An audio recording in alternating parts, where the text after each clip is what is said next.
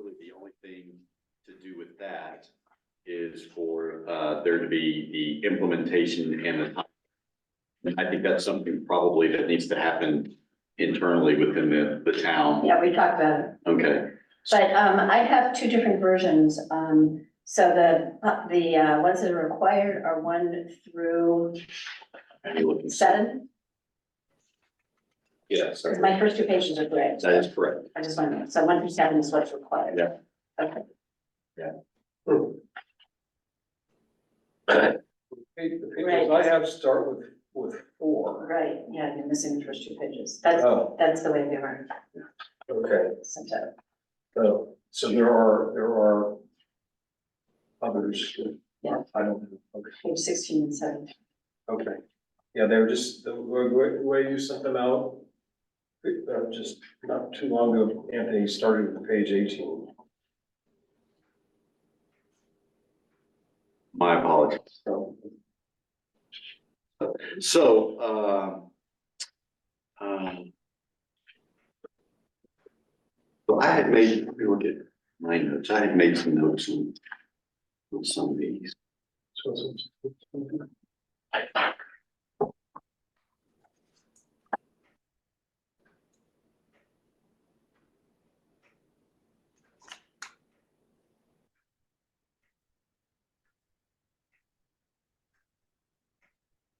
Did you have a clean copy of 16 and 17?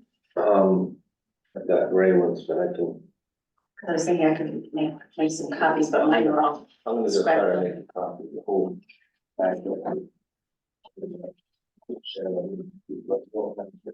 So one of the things that, there were some abbreviations here that I didn't understand. For instance, for policy number 8, the first strategy, and it was, the implementation was assigned to IC and town office. I wasn't sure what IC was. Anyone know what that is? Are the ones that are in that peach color, are those from the original, from the 2013 plan?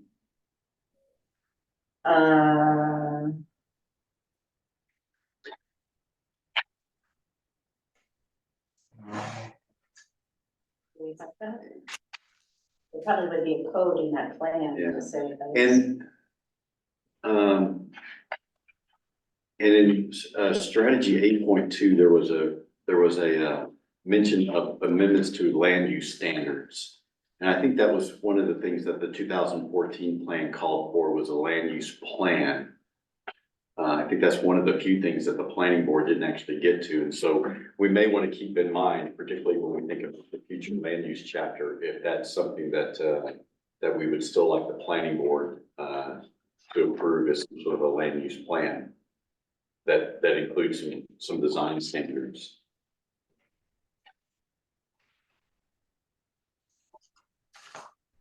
But like in the 8.4, it refers to land use plan chapter 14. Yeah, that was chapter 14 from the 2014 plan. Yeah. So land use plan as in. I think Barbara, it was a case of, I mean, we don't have zoning here, and so it's sort of almost anything goes to some extent. Right. And so I think the thought was that there need to be a land use plan to say, okay, this is the area of town where we want to develop residential business. This is the area of town where we want to, or residential homes. And this is the area of town we want to develop commercially. And there's nothing really about that. So the land use plan would just be the comprehensive plan? Yeah. No, it was chapter 14 of the prior comprehensive plan. Yeah. Is what suggested that. So.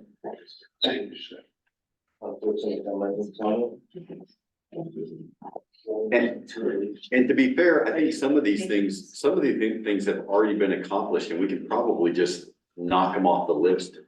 For instance, 8.3 says to revise the shoreland zoning ordinance or adopt other land use provisions as needed to include all areas within 75 feet of all perennial streams and to ensure adequate protection of kettle hole bogs. Now, I don't know about the kettle hole bogs, but, the shoreland zoning ordinance does protect, all those, all the area within 75 feet of streams. So that might be something. And to be honest, I don't even know that I know what a kettle hole bog is. Do you know what that is? I believe it's another term for like the vernal pools. Oh, okay. Okay.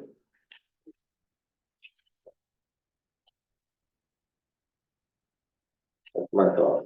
Yeah. So maybe instead, if we're looking to consolidate, maybe there's an opportunity to just have a strategy that speaks to a regular review of the shoreline zoning ordinance.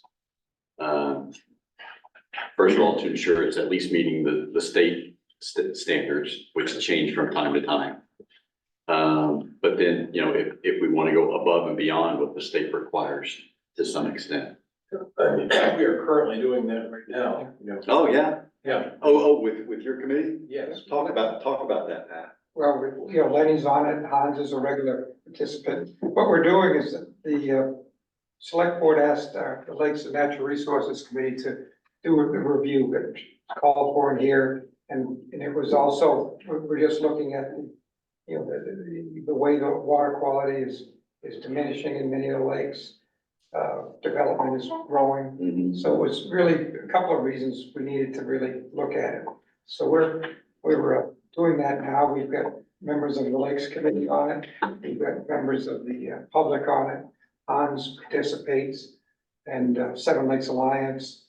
And, Lynn Geiger, she's the erosion control person, and Charlie Bader is, the roads person. And so we're just getting really into it now, but basically it's a fact. Is this should, say we're looking at, next week, we're looking at vegetative growth. That's, in the buffer zone, it's all the material, trees, shrubs, what have you, between, the buffer, 100 feet and 100 feet. Looking at that, is what we have now strong enough to protect water quality, or should we look for other ways to strengthen it? And then we go through with experts who have, credentials to do that, to advise us, and then we're gonna kind of bring that together to the select board once we pull it together. And is that looking at the shoreline zoning ordinance Yes. in particular? And specifically, that's all we're looking at. Yeah. And are you looking at that in comparison with what the state statute is, just to ensure that we're at least meeting that minimum I standard? believe we're at least meet it already. Yeah, We're looking to see if we need to improve it. yeah. We've looked at most of the towns around here, and they all are on the same, they're all on the same shoreline zoning, criteria that the state has. Well, of course, some of them can go above and beyond, Right. that to some But extent. to go above, we have to say, why are we going above? What's the science behind it? Yeah. What's the outcome that we can expect? Things like that, so. That's the devil in the details. Yeah, one of the things that we asked them to look into was, if there's a gap between best practices and our ordinances, Oh. because Yeah. the 7LA and the various lake associations promote best practices, which very often are more restrictive Yeah. than what is in the ordinances. So and there's confusion among the public about that, because, everybody knows, or not, people hear or, learn from 7LA what they should be doing. But if that's not in the ordinance, then Hans can't enforce it. So that's one of the areas that we asked them to look at. So here's an idea. Is it so let's just take Lake Smart in particular. Could we incorporate and require, come on in, could we require Lake Smart practices in the shoreline zone? Here's what The voters approve it. yeah. How much of a bear would that be to enforce? Be a big one. That would be our- Just because, when there's a you know, there's ordinance and then there's telling people what they can and can't do with their property, and a lot of times, you know, they're always looking at their neighbors saying, but they did it, Yeah, you know, and you say, well, that's grandfathered, well, yeah. if it's good for them, how can it not be good for me? And yeah, and I'm not familiar with all like smart practices, and don't know what the criteria is. And I'm not sure that Lake Smart practices could be codified in something like, an ordinance.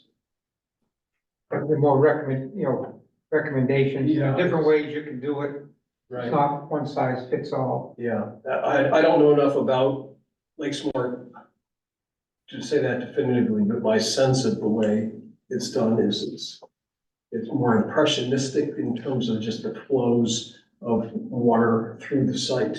Yeah, well, and I guess, I mean, to speak to your point, Hans, I kind of feel like, you know, our water quality has degraded because we've allowed people to do sort of whatever they wanted to on their lakefront properties, and that's contributed to more erosion into the runoff. into the But a lakes. lot of it is not just the shorefront properties, an awful lot of it, Oh, I sure, think a surprising amount, if you really looked at it hard, would be what's happened on properties that are well back from the shorefront, but it comes in through streams. yeah, I've well, seen, yeah, that's true, and of course, camp roads and driveways are Yes. huge Yeah, culprits. it's a significant portion. Yeah. and not just camp roads, but your state highways, because there's sediment running off the highways that makes its way right down directly to the lake. Could you have codified standards for camp roads? I mean, they're not public roads, but could you have codified standards for camp roads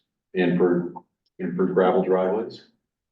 That's a tricky one, because we've had discussions, you know, insurance companies require access to houses for fire departments and drugs, or they're not gonna cover it.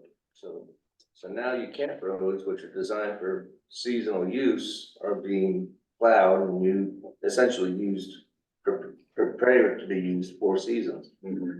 And by filling the gullies, the runoff gullies with ice and snow, all the moisture that comes down, especially this year, has one place, and that's right down the middle of the road. And I've seen washouts a mile from the lake, and it's all downhill. So It's all because of the plowing in the winter it's, time. today I saw just disgusting amount of soils that, they moved from a camp road and are, very close to, if not into, a lake. Yeah. So I mentioned, Grania, that you think we ought to be looking at consolidating some of these things, and sort of what we're discussing right now, we're discussing is if there's ways maybe that we can sort of, because a lot of this stuff has been accomplished. If we can just sort of get rid of some of that and just ensure that we have, adequate review Yeah, so of regulations from if time. any of these strategies have been accomplished, we can definitely take them out. My comment about kind of consolidating them is mostly because for one chapter, I believe there was 30 strategies and 30 strategies, 17 policies, and it's just a lot. Especially combined with all the other ones in the policy and strategy table. It's a lot to look at, it's a lot to try and accomplish.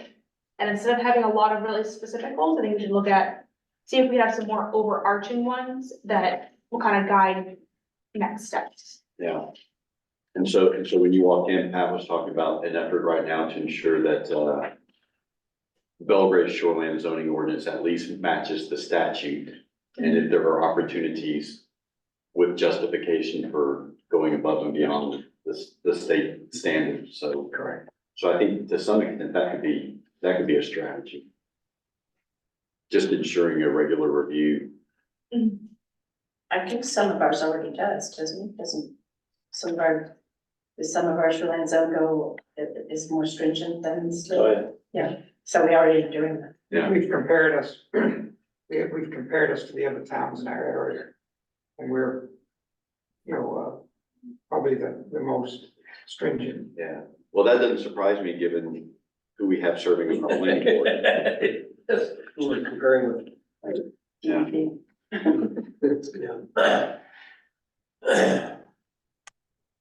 So we do need to walk through each of them and make sure that either they've been done or are still in progress, or if they're no longer applicable. Yeah, so we started with strategy A since the first administrative are required. Yeah, so by the those, state. yeah, those are the state ones where we can't change those.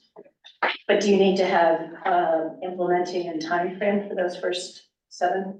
Yeah, I would think most of them are gonna be ongoing, Right. if they're applicable, Like, and just any more information that we can throw in there to kind of keep us on track.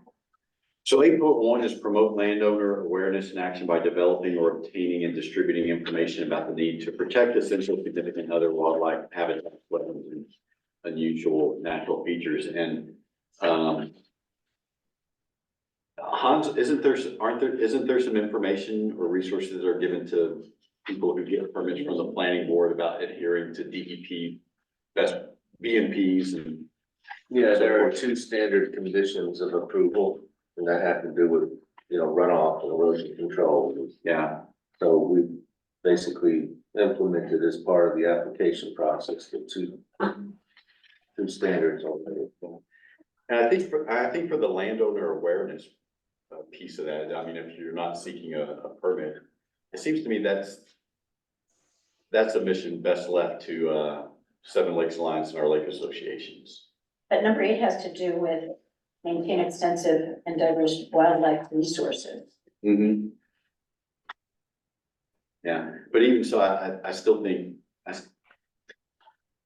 I question whether or not there's a role for our municipal government, given the size of our municipal government, to be promoting landowner awareness and action by developing, obtaining, or distributing information. Well, But aren't there plenty of pamphlets? I mean, the former town resident Sue Gawler wrote a whole book on native Maine plants. So, I mean, I would think it wouldn't be anything we would have to create, but I would think that there would be materials that we could make available. Is that what this is talking about? there is a lot, in a lot of them. Yeah, yeah. And I thought, I was looking at where the IC is. I bet that's information committee. Because each time it's referred to, it talks about providing information. So maybe at the time of the last comprehensive plan, there was an information. So maybe we'll look through here, are there other education type strategies either in here or that you guys would like to create that maybe we could kind of combine into an overarching strategy?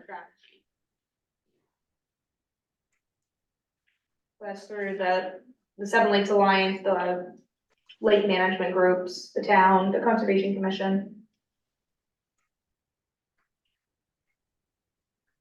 There is no conservation commission. There's no, Lakes and Natural Resources. okay, Lakes and- Committee, yeah, it's, Okay. and not to be called a commission Yeah. because that's different. how many Different, Connotations, yeah. different charter for that.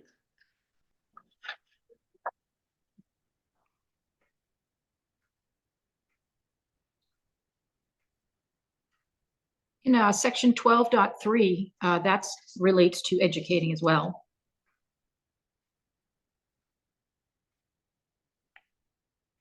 At the open space, and then I'm sure there's something in here. I think we can broaden that to all the different tax programs that are out there and the conservation programs, not just open space.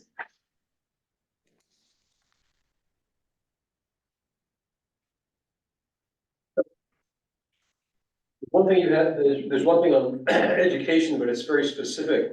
Not sure if it falls under what you're talking about. It's mentioned, I believe further, I can't put my hands on it, but it was, educating the town, roads crews about, correct, road maintenance in order to keep, materials, from, road materials, road sand, road salt and so forth from getting into the lakes. And that's an extremely important job and not an easy one.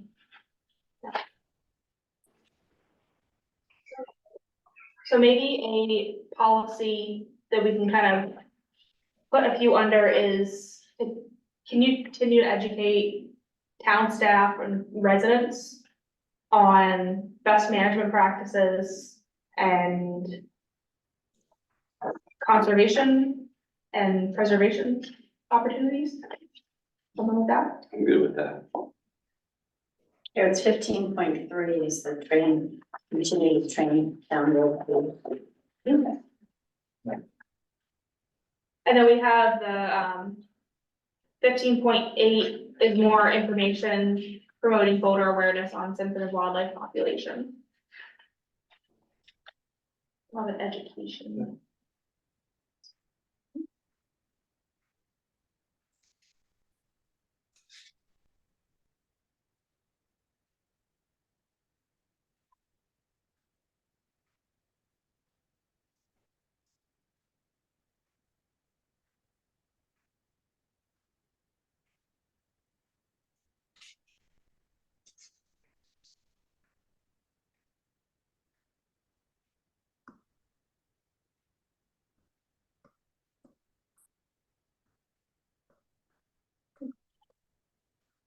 So are you wanting to focus more on the policies or the strategies at this point?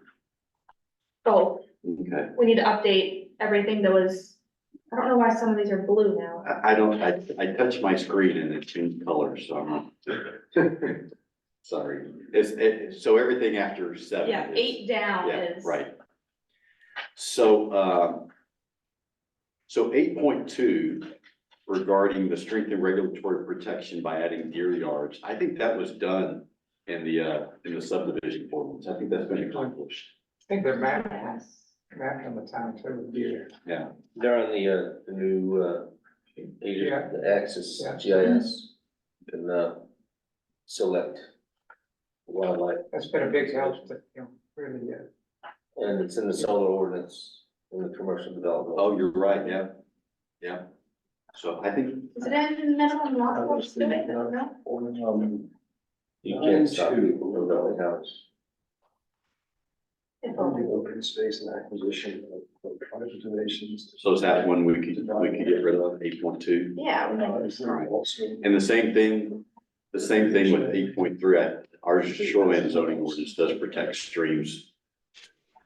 No, by getting rid of these, does it give the appearance that we haven't done anything? No, I mean, when we issued our report, we went through, in fact, it was in the town report, and we mentioned a lot of the things that had gotten done, and so I think once you get some stuff done, you sort of cross off the list and start to look forward to other things. Unless it's something that needs to be ongoing, and in that case, if we are, reviewing our shoreland zoning ordinance, well, all of our land use ordinance, I guess, when it comes to streams and ensuring that we're meeting that state standard. I just think that will cover that need.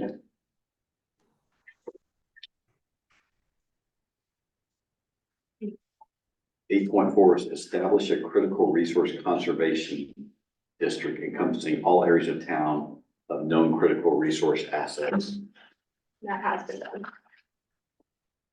It has? Okay. So it's on the map. Are you gonna call it up? So 8.4 is done. Yes. Yes, critical resource, the dark green areas on our map here. Wow, I actually would have thought there'd been a lot more in Belgrade, just given how rich we are with natural resources. Well, it's, Is that this right here or this one? right? that's the same map. Yeah. What are, The dark green areas. no, but what are they? What resources are we talking about? You Um, know, I believe a lot of it This is is wetland. wetlands and. okay, and your vernal pools, gotcha. the Bog Brook here going up 27. Yeah. Kevin Moss. There's a few portions are surrounding some of the This would be, habitat environments.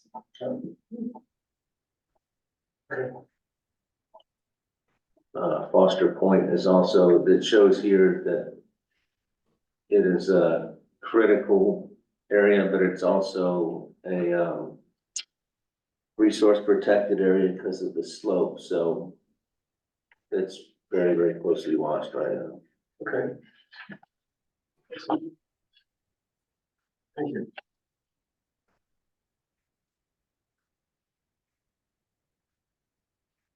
Open space plan. Have one. And of course, once you finish the comprehensive plan, that sort of sets the stage if you wanted to then to move on to creating an open space plan. Does an open space plan mean that the town would own Not open space? necessarily, Not necessarily. not necessarily, and that's the part of that strategy, Barbara, I would quibble with, including criteria for public land acquisition. Just because I just don't think it's realistic. Right, I don't think it's realistic that the town would acquire land when we have Seven Lakes Yeah. that's Right. actively doing that. And often we see Seven Lakes seeks the input from the town select board, because it's very important that we're in line with what the town wants, especially when they're seeking funds from other sources and. Right, and we don't- thoroughly support Seven Lakes in their land acquisition efforts. Yeah, but Seven Lakes, to be clear, Seven Lakes doesn't only acquire land in Belgrade. It's the entire watershed of Belgrade Lakes, which includes, what, 7 or 8 other towns. at least. So we have a policy in here, number 14, coordinate resource protection with neighboring towns. Maybe we expand that coordinate resource protection with neighboring towns and Seven Lakes Alliance, the lake. Oftentimes, the lake associations are involved as well. Yeah, I was gonna say that would. That's- yeah. Something like, conservation organizations or Yeah, and Yeah. does it kind rather of than expand that a specify them little by bit? name, since the Conservation. names may change It- as they have in the past. You know, it could be a federal one, it could be a bigger one. Right, Nature It's Conservancy Nature Conservancy, so. and, Well, in the past, I know the planning board has shared educational opportunities with other regional watershed towns that their planning boards have attended, so we've gone through training together. And when we looked at the ordinance comparison, I saw some things that jumped out that we could and should coordinate and keep the same rules on the same day. Good idea. so we can put then pretty much both strategies in 9 can get merged into coordinating with neighboring towns. Well, and again, I think having an open space plan would be good for the community. Okay. But I don't think that there should be any mention of public land acquisition or establishing a fund, an open space acquisition reserve account. Simply because I just don't think it's realistic. I don't think the town is gonna, given the needs that it has, is gonna be setting aside money for acquiring property and taking it off the tax rolls. Right, we do have a fund that we've set up for acquiring land for recreational purposes in North Belgrade. Yeah. With lake access. Yeah, and I think that's different. That is different, That's yeah. like buying property for a park or something. Right. You know, but I don't know that the town is ever gonna, wanna invest in conserving. So you're just saying get rid of it, 9. I would say get rid of it. I just don't think it's realistic.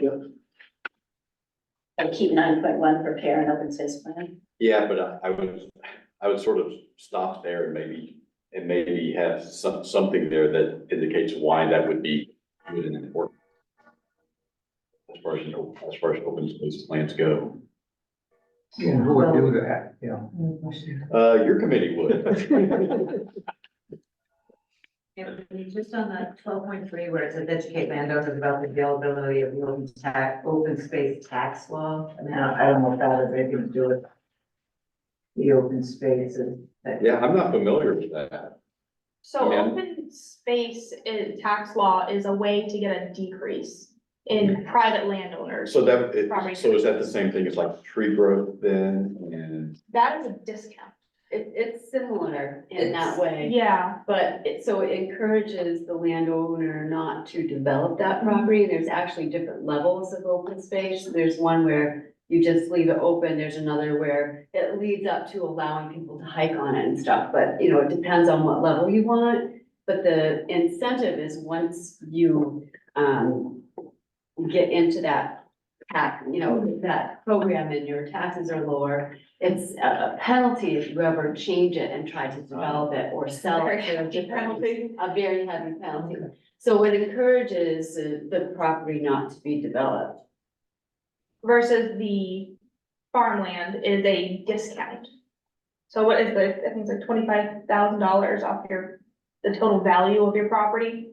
If it's farmland. Yeah, farmland, tree growth, there's a few of them. There's a few of them, but open space is, I think, the only one that has levels. I mean, Yeah. with farmland, you have to produce a certain amount of, revenue based on farm products, but with open space, it becomes more and more valuable. I mean, that if you allow people to hike on your property as open space, then you're only paying like 25% of what you Yeah. normally would, and then it goes up to getting a 25% discount just to keep it as open space, but the fines are really Yeah. hefty. So Christina asked me this question not too long ago, and I couldn't recall the answer, but Lenny, or Pat may know the answer to this. Is there a tax benefit to establishing a conservation easement on one's property? Yes. Yes. And that tax benefit, that's from your local property taxes? Yeah. Okay. So in that sort of way, then the town does incentivize people to establish a conservation easement. That's probably why they say, to educate people about the benefit of a tax benefit on open space, because then more space will be kept open, maybe. Which is probably, Right. and a lot of people are not aware of that. Without having to buy it. So the open space, I'm not sure what the exact term is, the arrangement, that you were just describing, does that include a conservation easement, or is that It's kind of in not- lieu of just a standard conservation easement?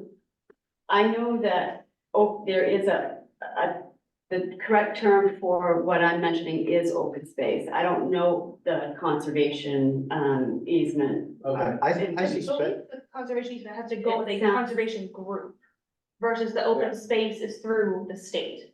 okay, is that what it is? The Okay. one is kind of a private thing, and I don't think you have to be in Oh. open space to be in a conservation easement either. I don't think. Okay, I see. and I would think they'd be different simply because Okay. if you can get out of the open space by paying a penalty, I don't know that you can do the same. with Oh, you conservation. can with conservation Oh, you easement as can? well. Oh, yes, absolutely. There are penalties, and you have to pay all the back taxes and all this sort of stuff with interest. Yeah. It's very, very, Oh, I sounds like thought it's very an similar. easement was pretty much in perpetuity. No. Oh, interesting, okay. Well, I mean, as the years go by, it pretty much is, because all of that adds up. Like you say, I have to pay back taxes with interest that accumulates, so it gets to the point where it's almost financially impossible to do it. I think with open space, it's something like that you have to pay back like 6 years. I think so. I don't believe it goes all the way back to its inception, but it's still. Yeah, and I think you can get up to 80% of your property taxes. Like, you know, take that one.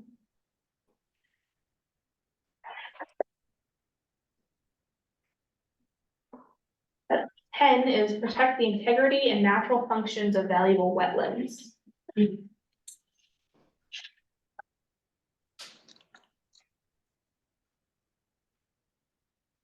To me, that would kind of go under more of an umbrella of maintaining and updating ordinances. Should everybody else? Yeah, I don't disagree with that, and maybe a strategy would just ensure vigilant enforcement. Mhm.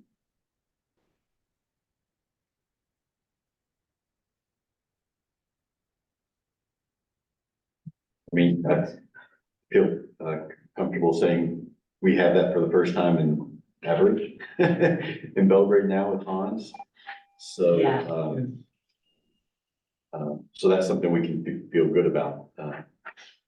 Assuming the select board signed them to a lifetime contract. Yeah. Stay home. Thank you.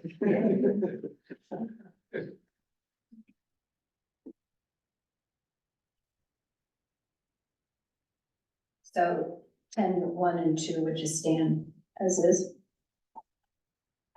I think we can, I mean, how else, what other strategies are there for protecting wetlands? Other, that the town of Belgrade can do other than your ordinance work?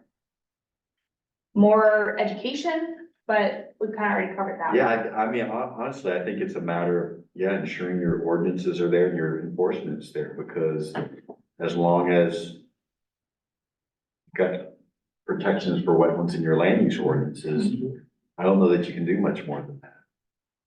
Hans, what do you think?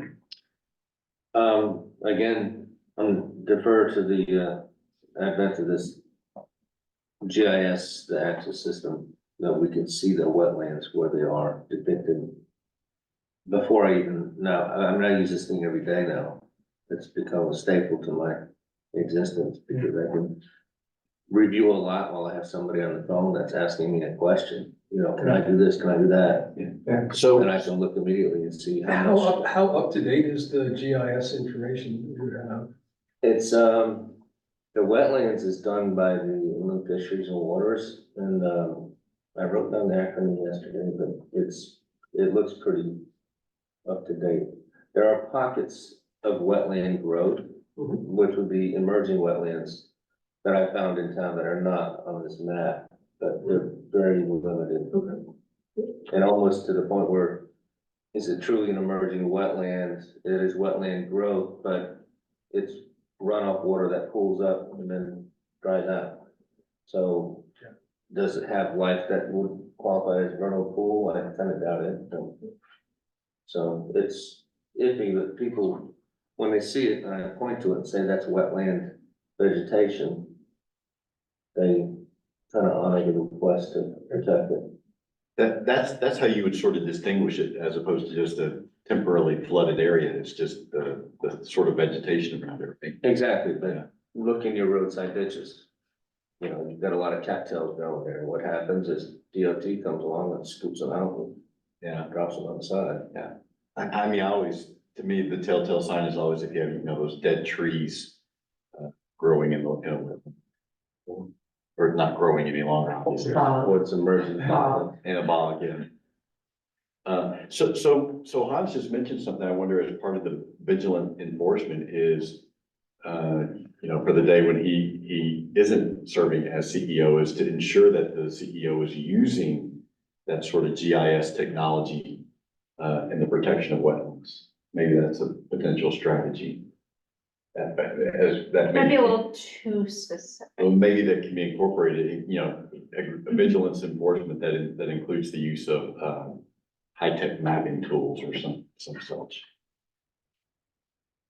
But that could just fall under 10.2, monitor the disturbance.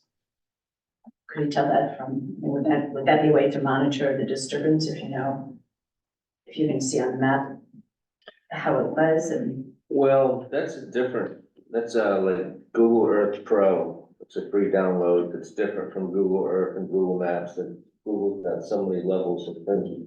You can actually have a timeline and go back 10 years with clarity and see how the satellite images have changed. And then another resource Pat just shared, Colby College. Yeah. They have videoed or taken images from 2011. And I was just yesterday using that to show somebody in Mercer a change on a property that occurred. I think, that's a great tool when we're thinking about, what changes have people made over a 10-year period on, different owners or different uses on it? If we're looking at, say, buffer strips, and you look 10 years ago, everything was forested, in a stretch, then suddenly it's all open. That's a big water quality issue, And besides enforcement. we saw in the residence, there's a large deck now. within Right, things 25. have changed that are gonna impact water quality. But so structurally, like man-made changes that, buildings, it's easy to use that as a tool, but with this past winter, the satellite imagery, yes, it'll show change, but you don't know the cause of the change. Like Yeah. the storms we had, took down a lot of old growth and that's gonna show like, oh geez, this guy just cleared his lot. Yeah. It wasn't him. No, He paid for it, but he didn't cause it. there's a lot of trees there.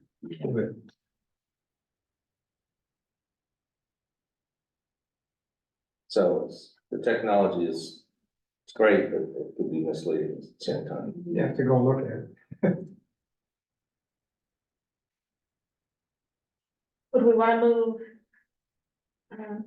No, that's fine.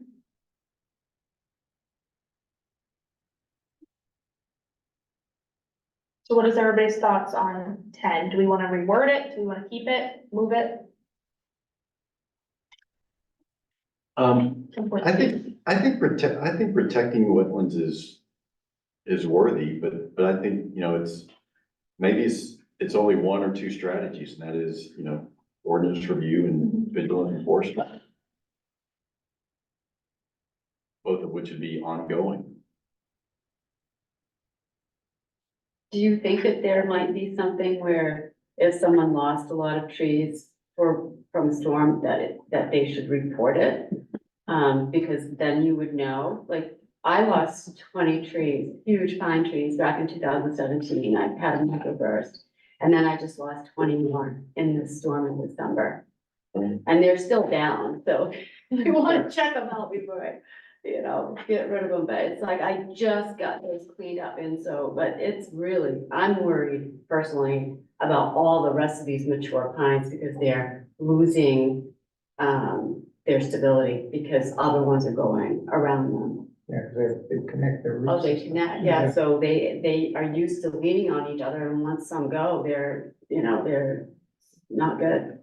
But I'm just wondering if, as a policy, it could be that if there is a great loss of wooded area near a protected area, like, within 100 feet or so, or 250 of a lake, so should that major loss of trees be reported? So it's clear that it wasn't done by man-made. Most of the people, they do call and say, the arborists especially, they're not gonna do anything without me knowing about it. And I've been handling it with, the property owners contacting me via email. I visit it and then I reply via email, so they have documented correspondence. It's all charted and there's a history. And, I guess the good side of this is these old growth areas, there's a lot of young growth coming up when the light's coming in, there's established root systems just ready to go. Yeah, So the replanting is at a minimum of, that's kind of like right at the shoreline. I'm managing replanting the other places, it's really, yeah. there's already healthy root systems that are gonna proliferate.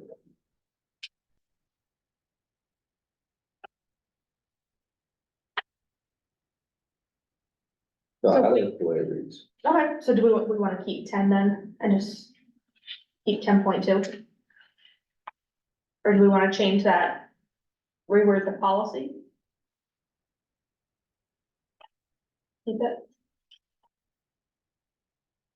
I like the policy. Yeah. I'm not wild about the strategies. But that's just me. then 11. I think that would fit nicely under this ordinance based policy that we're gonna put in here. 11.1. I have just a basic question here, and that is about 11.1, and I mean, Hans knows the answer to this. Is it possible for the town to extend shoreline zone beyond 250 feet? Is that permissible? If we wanted to, in our work on the shoreline zone, our committee, we decided instead of 250 feet, we wanted the Belgrade's shoreline zone to be 350 feet. Could we do that? So you're just talking, this speaks to floodplains, but you're just talking about in general, Lenny? Yeah, oh yeah, that's right, I'm talking about in general, it just really caught my eye when I was reading this earlier, that the suggestion of extending the shoreline zone for any reason, I didn't know that that was possible. Is it? You know, I'm just, I don't You know know- any reason it wouldn't be. you know what happens when you assume, but I assume that if towns are allowed to adopt standards that are stricter than the state ordinance or the state statute, I don't see why not. So I mean, as town could say, we're gonna have 1,000-foot shoreline zone, I mean, is that, could a town do that? If it's in ordinance, the voters would have to approve it. Yeah, They could try. yeah. Okay, There sure, may be a point where the courts say, okay, now you've gone too far. okay, So 1,000 may be a bit much, but if you extended it to 300, 350, I don't know why a town couldn't do that. okay. Couldn't there be watershed rules? Could be, when you say watershed rules, you mean by a watershed district? Well, like, town zoning. Bad word, but. You know, watersheds, they're watershed sensitive Mhm. runoffs, you know. I guess every piece of land is in a watershed to somewhere, so. Mhm. Pretty much. Or maybe you could even potentially extend the shoreline zone in particularly sensitive areas. Right. I didn't mean to derail the. No, I think I have my copy of the shoreline zoning ordinance, I just haven't had the time to read it. I actually think that'd be interesting, just even as an intellectual exercise to explore. I could reach out to DEP. Yeah. Just ask. Interested to know whether that's. So it applies to all streams, when a stream runs. Let's just, for example, just say down Guptill Road to, well, that stream, if it's on the map, I was with a septic guy today, and he pulled out his phone. He has reference to all the streams that are mapped by the USGS, Mm-hmm. and if it's a stream in USGS, it needs shoreline zone, so. I guess. And that's 250 awareness. feet. Well, with the stream, it'd be 75. 75, okay. But that would be a good one to increase. 75 is kind of minimal, so. Yeah, I think Rome might go to 100 feet on the streams. Oh, but they, okay. Okay. We cannot let Rome be more progressive than this. That can't stand.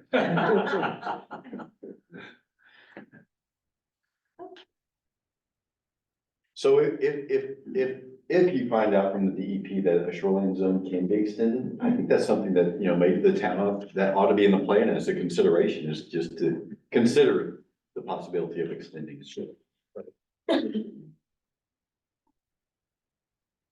So we'll move that one to the ordinance and I'll touch base with DEP, see what they say. Okay. It was interesting to find out. So that takes us to 12, ensure that scenic views, historic landscapes, tree lines, roads, and rural character are protected. That reads kind of vague to me. It was Rural done, character is, so that was done in the solar amendments, in the commercial development review, to take into consideration viewscapes, I think was the term that was used.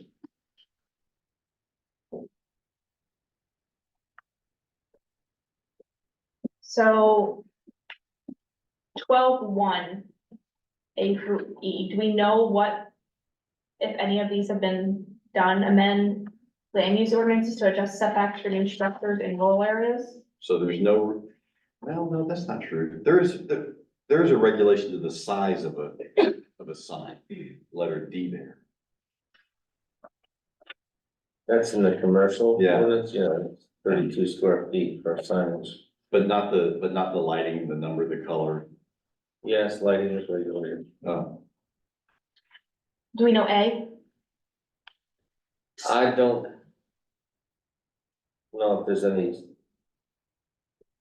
setback adjustments. I mean, we're, I mean, if we're happy with setback of where they are, then I don't see any reason to keep A. I agree. Limit tree cutting within new developments. is that done now, Hans? And it depends on what it's called. I mean, subdivisions, you know, there's rules. Yeah, I mean, Shoreline. subdivision in shoreline would be limited, but But in general, I mean, no, there's tree harvesting. I mean, I don't see how you could enforce it. Yeah. You know, if somebody owns land and they know they're gonna sell it soon and they wanna harvest, do liquidation, or, you know, cut. That's when you stop that.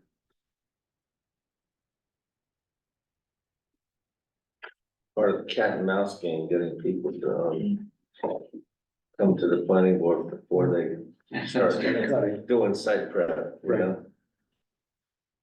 Where does site prep begin and end? encourage development designs that maximize the preservation of views and rural features, stone walls, and which limit outdoor lighting.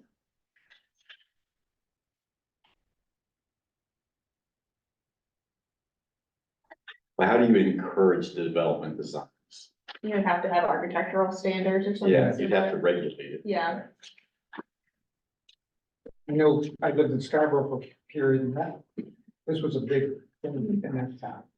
You know, the architecture design, the landscape planners, really a big, you know, planning board issue, but that was a really emerging, you know, a lot of development that you want to see. Aside from solar farms, would there be other types of developments in which preserving views would be a consideration? Wind farms. Yeah, and we have in the commercial development review ordinance does speak to wind towers. But everyone agreed that Belgrade didn't have enough elevation in order to accommodate turbines. You're not, Yeah. It's not a spot in town. I think we could put one out here. I mean, I think it's kind of vague, the development could really impact a lot of things, yeah. Like gravel pits. Yeah. Grout, just big houses, Yeah, like lots of- storage unit, Storage unit. And it's arbitrary. yeah. What's my daily good view might be different than the next person. yeah, but again, I mean, there were very specific things done in the solar regulations in order to preserve views, particularly from, hi Kate. Hello. I have a note, it's more like on E for the communication towers. And Yeah, we had run through this when we were trying to develop tower regulations in my past town, and the federal standards, they make it very hard to do anything that will limit communication towers, Yeah. so you might find you wanna do it and you can't. yeah. I wonder how you would do that, because a communication tower is gonna have to be a certain height, and then what do you do to minimize the impact of that view? Yeah, and you can't limit where they go and things like that, because they're considered essential. There was a legendary fight in Rome over a cell tower there. I mean, there's no cell tower now. So I think Rome prevailed. Yeah, Does Maine have like a template that can be used for generating an ordinance? regarding communication towers. Yeah, or any of these other things. No. There's very minimal planning assistance at the state level. The state planning office was dissolved in 2013. Okay. So any guidance was dispersed, I guess, I mean, really against the regional planning organizations. There's a municipal planning assistance program that can I think they have a staff of 5 at this point. They can provide some guidance and maybe kind of like a, hey, check this town's ordinance out. But I've never heard of a template. Okay. Yeah, Kate, that's typically what happens is, you know, You borrow from other towns. yeah, town managers and town attorneys will, scour other communities for their ordinances if you're looking to do a specific thing. Okay. We've done a bunch of high impact electric transmission line ordinances.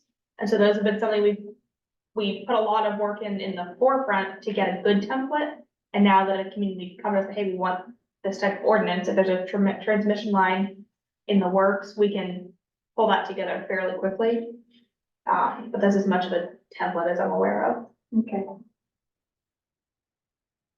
So C and E. Not sure if there's something there that we can keep, if we can rework those.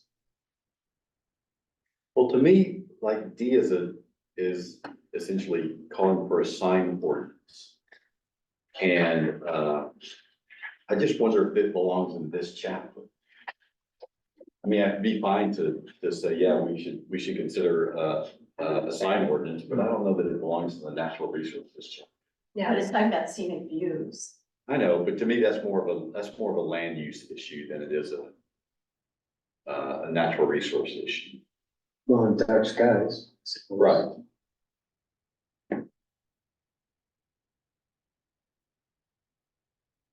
so C and E, are we keeping, updating?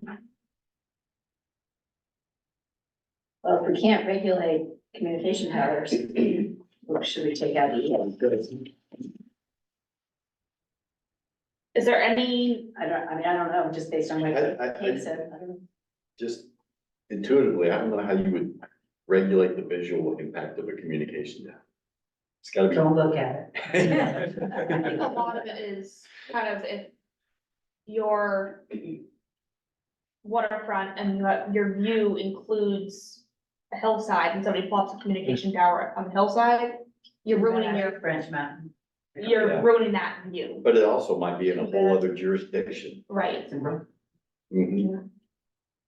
Which was part of what the planning board ran into when they were developing the solar, regulations is, part of the views from the lakes, for instance, crosses town lines. And it's not worth regulating that they have to look like trees or anything because they found that the needles fall off. And then it creates another problem. So fake pine trees don't work. Is there any? Obviously, I think every town in Maine has a million stone walls. Hmm. Do we wanna keep the stone wall portion? Is there a thought towards preserving the stone walls, if that's even possible? I mean, that is part of the historic landscape. Yeah, but do people really tear down their stone walls at this Yes. point? Yeah, for Really? retention walls. Really? Oh. Developers don't want to. Huh. The old stone walls and the old. Yeah, so my in-laws retention walls are all built out of the stone walls that used to be there, that somebody mortared in Oh, they place. just repurposed it? Yeah, Huh. not well, but it was done. I think there was something about stone walls in our historic policies and strategies that we can just kind of consider that covered. Yeah, again, I would question, is the stone wall really a natural resource? It is They're wrong. man-made. Is if I can find a flat rock in there for my walkway. For your water skipping. But I try not to Don't get skip caught stealing it from wherever it is. So we'll just give it a C then. And then if D would be, we're thinking move that to land use, I would think so. and then I can make sure we put a note in there about referencing scenic Or views. even possibly the economic development chapter, because a sign is obviously going to be associated with a commercial development of some sort. You might want to put E in the, land use section or something. Cause I'm just thinking, like I said, the visual impact. I don't think by federal stuff that you can really do much. Yeah.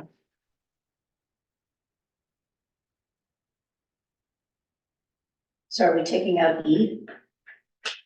I think we definitely take it out of natural resources. I can put a note in here to talk about it again in future land use. We Okay. can kind of look into, Because there are things you can do.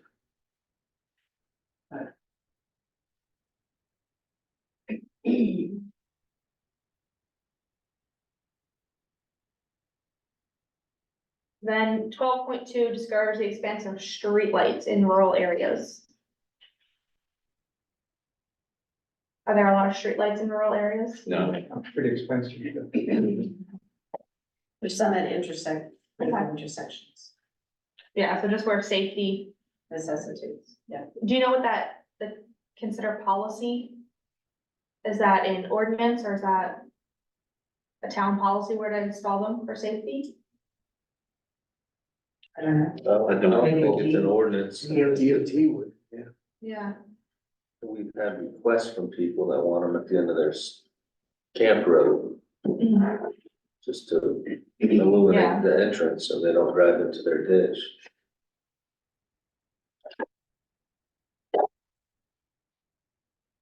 but at that point, does the town have any jurisdiction there? I mean, I would think that would be, if you're requesting it for that reason, you're paying for it. I don't wanna mention any street names, but I've seen people in their ditches on good days.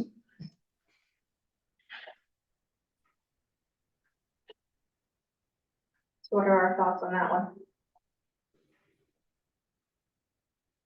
Or is there a better policy that would work under?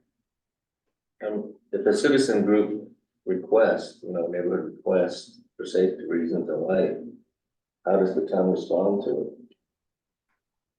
Well, this strategy does say though, except where safety necessitates. Right, So safety is probably gonna rule the day.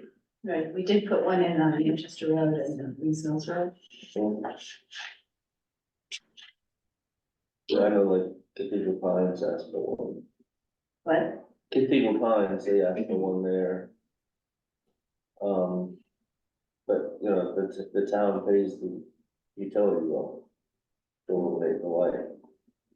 So, does that go to a town vote or is it just? Good question. Good question.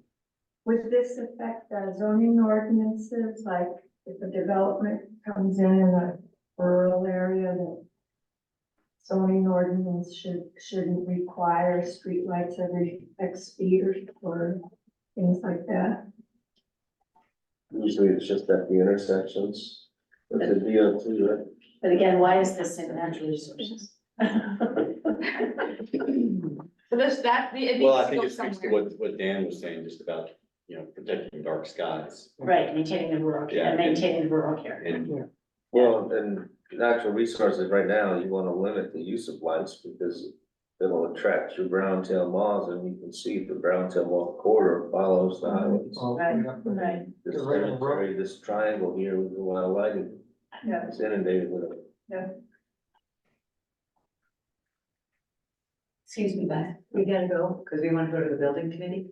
We're making the town round, so we want to thank you all for having us tonight. It's good seeing you guys. Warmed you up, What's that? Can we get you? got you warmed up for the. Oh, I'm getting ready. Okay. Trust me. I'm getting ready to retire. I'm gonna be visiting. Thanks, everybody. Very informative. Really important. Yeah. Appreciate it. All right, let's go see this building. What are we building? I'll make sure my wetlands are in order, and the stone walls are in check. Wait, got my coat. Okay, some of those foods. Thank you. Take care. See you. Thank you. So is this something that we can work in elsewhere or an overarching policy on maintaining just? I mean, could this work I know in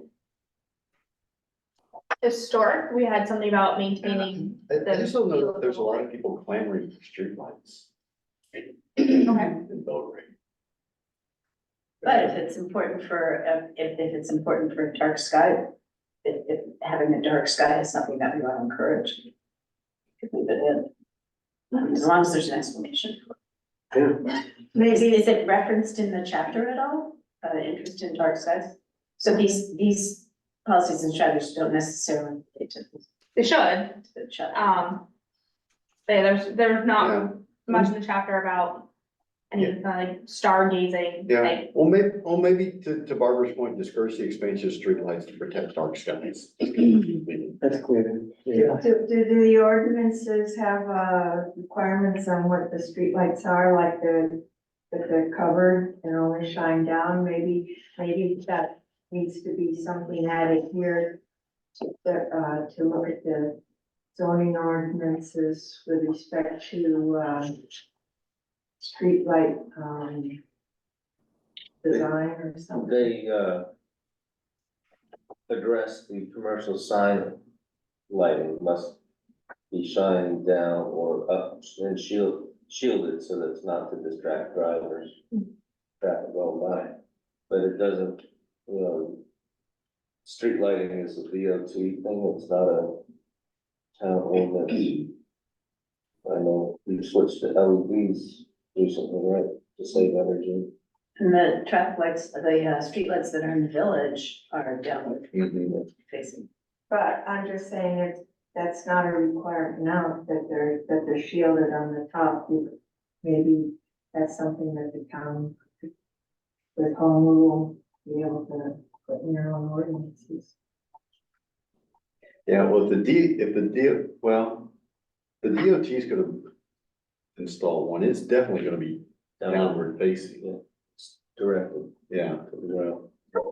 And again, DOT, And the conversion of all the LED lights are all downward facing as well. and yeah, because they don't, for the same reason our commercial zoning ordinance, if they put it at an intersection, they don't want to be blinding traffic that's Yeah. approaching. And I think the only way it would ever shine upwards is if you had like that acorn bulb on the top of a pole, and I can't see anybody doing that.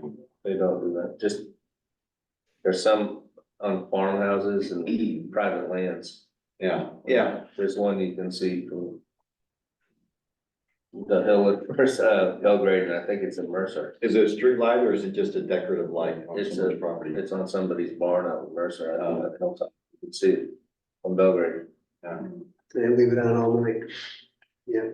Should that be included? Well, we can't tell another town what. Well, no, but like in Belgrade, like Long slingshot. for subdivisions or something, that any driveway lights or should that be and I think, so included? we have this kind of new policy that's gonna be about ordinances. I think we can work in something about Yes, that's. preserving scenic views through lighting design standards in there, I think. Would that be appropriate? Yeah, and I hear your point, that somebody, you can still buy those big globes at Home Yeah. Depot. So if somebody were to put one on their garage, it would be a distraction. Traffic.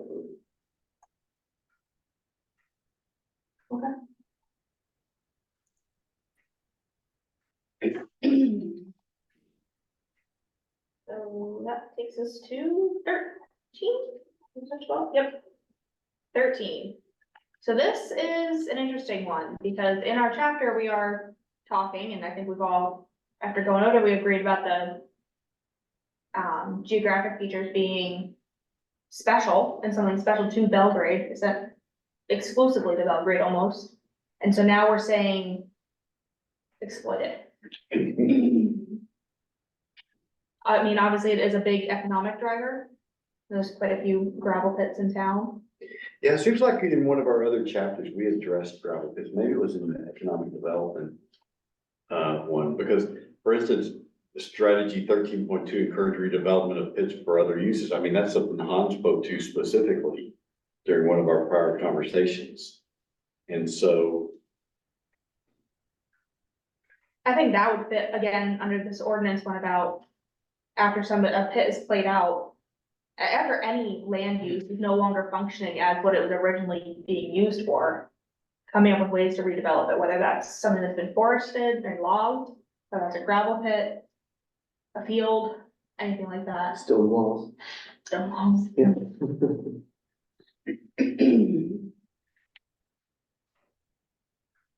But do we wanna encourage, Yeah, I see I see what you're saying. I don't, yeah.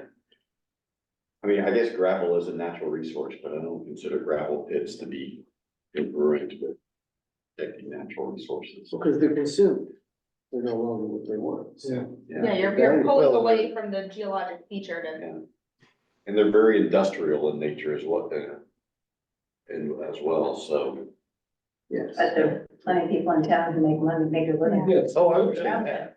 I understand that. I It's think, open pit I think the question is, does it belong in this chapter? Well, it has to, because we're recognizing the esker and moraine features as exemplary features of Belgrade and the United States. I think we'd be remiss to not mention protecting those. Keeping in mind that we have quite a few business owners that rely on them. So how do we do that? Yeah, I don't know. I've never had any sense that our gravel pits were, regulated in any sort of meaningful way. If the state has, if it's, beyond a certain size, the state may have a say in that. Yeah, that's not something that I'm Yeah. familiar with. Is there anything like can't get within X feet of groundwater or something like that? There are regulations, that they're not allowed to go big below water table. But our pits are pretty much regulated by the state. We do have a mention of sand pit ordinance, but all of our pits kind of predate the ordinance, so. They're operating as grandfathered.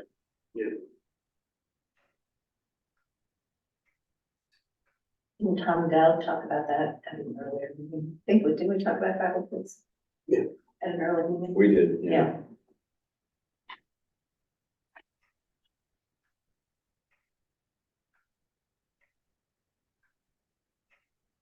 I'm not certain what 13.1 is getting at, include them in districts. We don't really have districts, And what is is that on a map or, what is the Belgrade Esker Delta Complex? so that is the overall land feature. It's the series of the eskers and moraines were the two geologic features that we talked about. Yeah. And that make up some of the, ecological habitats, and those are the ones that are I think it was the USGS, no, yeah, USGS was saying we're kind of exemplary to the nation as some of the better remaining ones. What does it mean by including that in districts? I would guess the land use plan, but again, we don't have districts, we don't have zoning. So I'm not sure what that is in reference to, Yeah, I just didn't quite understand the That's semantics of it. where I'm at, yeah.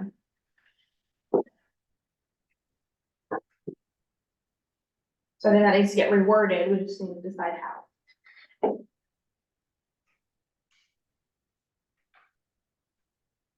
And I'm not, so residential development.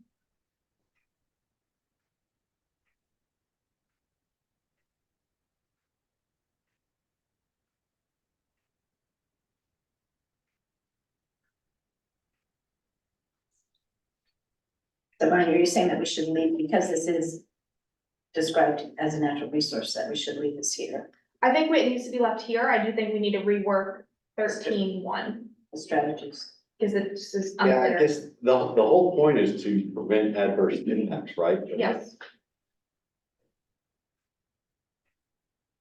But I don't know that these strategies really speak to preventing adverse impacts. No, they don't. I guess what would be the adverse impact of a gravel pit, other than that they're not the most visually appealing Dust. dust. Noise. Yeah, all those things. Yeah, noise, the pits were there before the people, you know. You don't move next to an airport and complain about the noise. Do we anticipate that there'll be any new ones? I don't see it, Because if there are new ones, they will fall under, you know, our whatever zoning or whatever we get. And, you know, one of the things that you might consider requiring is a use plan for how, you know, when this is played out, you guys are gonna have to make this into whatever, you know, at least make, you know, plant, I don't know, Yeah. I don't know what grows in that. Well, I mean, revegetating is Yeah. good, but that's a good idea is, you know, when you develop a solar farm, you have to have a decommissioning plan Yeah. in place. And maybe you need the same thing for gravel pits, a decommissioning plan for gravel pits. and state regulations, they're only allowed to have so much soils exposed at one time. Okay. So theoretically, when they leave, they're not working this area anymore, that is getting revegetated while they work another area. Okay. So. But that would have to happen organically. I mean, they're not planting anything in order to revegetate, they're just letting weeds. Pretty much, yeah.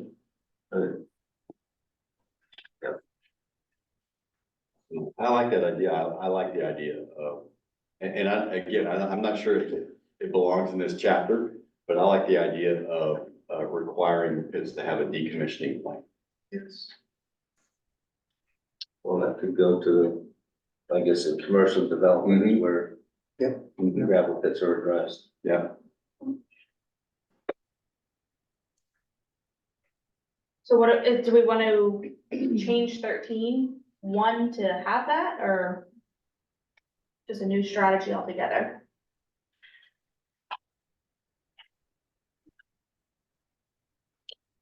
we need to think about this.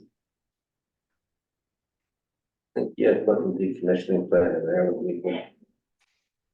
Yeah, I mean, maybe that's the way that you sort of mitigate some of the adverse impacts. Especially since it's all grandfathered in place. So we can do very little with what's already done, you know, so. The one bullet in here, residential development is allowed but not encouraged until extraction is complete in the vicinity. Do we know if there's a lot of residential development neighboring the pits? Or if this is something even of concern? I'm thinking of the pits going out, First Point Road. So, There's not development there now, so I don't know. Well, there's some development, it's not immediately Right, beside but them, but it's not adjacent. far. well, you know, this is, yeah, that's a fairly, Yeah, that's true. but this is kind of worded funny, residential development is allowed, but not encouraged, well, you know, I mean, the town doesn't actively encourage residential development anyway, so. And if there's a conflict there, because like Depot, those homes along that road, they had to excavate, and there's somebody excavating now so that they can build a home in there. Yeah, That I was saw that the other day, I was built wondering if into- that's a new gravel pit going in there. There's not a pit, they just removing the soil, so if you notice all the houses on that side, their backyards are gravel pits, you know, that have grown up. Yeah. So we've excavated out space for a house, a small yard. Can I ask a question, Paul Feinberg, Anthony? The Labby Pit is for sale now on Horse Point Road. Would they be grandfathered? They would not have to have a decommissioning plan? Are they? I'm also on the Natural Resources Committee, and we're gonna be dealing with it, so I wanted to know what your thoughts were. I would think a change in ownership would sort of ungrandfather the, No, it's no change of use. And the way our commercial zoning ordinance is written, without a change of use, doesn't have to come before them, therefore, he sells it, and I know he's got over 1 million yards. He recently had a survey done, he was surprised at how much soils are left in that pit.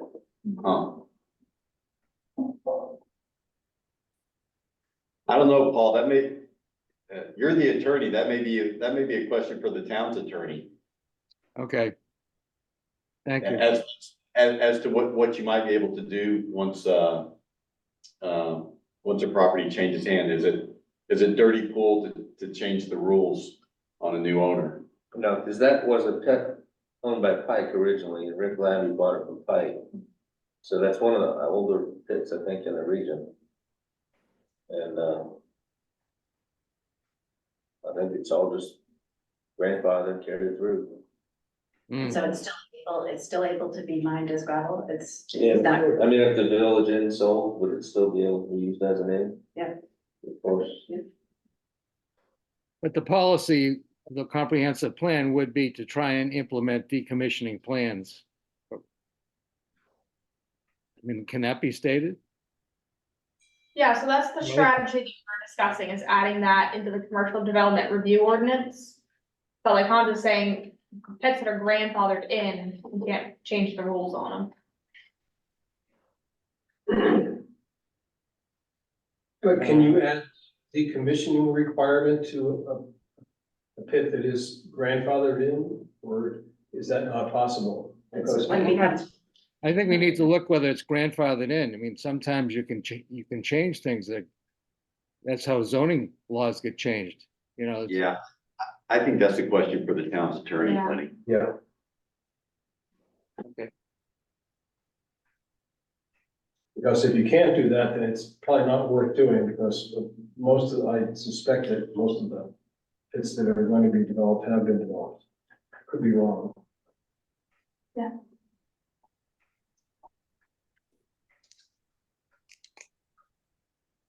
Okay, so 14, I think we've already talked about, so I think, We haven't decided what we're doing with 13. oh. I think we're all in agreement, it doesn't make a lot of sense, it's kind of ambiguous, but what do we do with it? Well, if it doesn't make sense, it shouldn't be there. How's that? I'm good with that. So that's getting rid of 13 entirely. We move 13.2 to the ordinance policy, scratch 13.1. Then we have nothing in here about gravel pits. Again, I'm kind of fine with that, because I'm not sure that this is the right place for it.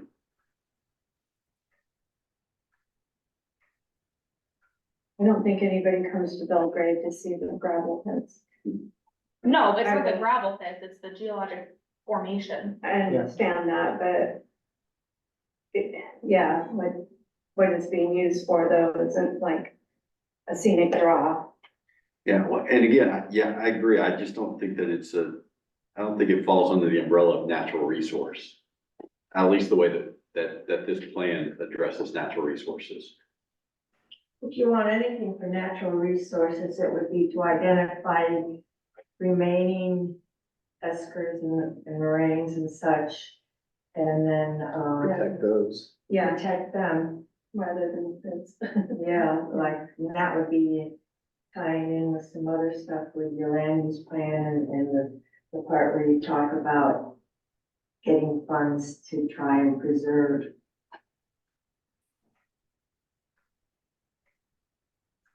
So, Is that something we wanna add into? but are the eskers all identified? They're mapped, yes. Yeah, they're mapped out. Yeah. so There's some that cool- wouldn't necessarily be gravel, that would just be eskers. Yes, it's the formation itself is comprised of the gravel. Yeah, Yeah. It's actually really cool to look at topography maps and you can see it kind of snake and then you can see it stop. And then if you look at the land use, that's because there's a pit.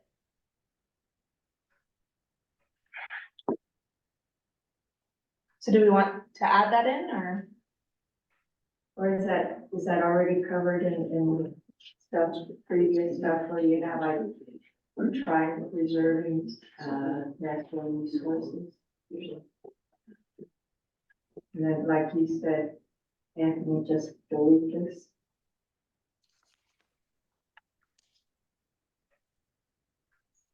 Well, if it's in here, it should say recognize what it is, recognize the moraines and eskers. And, preserve them, the remaining as best possible. And that way we've talked about it being a natural resource, but it doesn't impact it being gravel, which is what creates the rest of the discussion. So yes, noted, but just leave it as a note.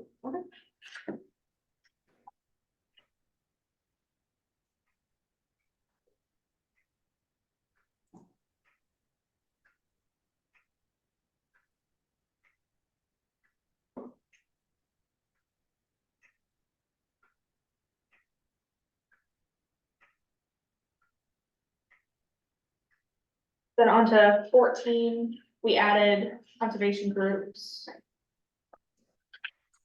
In the policy, so I think coordinate resource protection with neighboring towns and conservation groups, would that be where it would go? Yes. Yeah, the policy. Okay, And lake associations, I think. Yeah, I think, should would the Lake Association fall under conservation group umbrella? I would think so. Well, that's Oh, the president of the McGraw Pond Salmon Lake Association.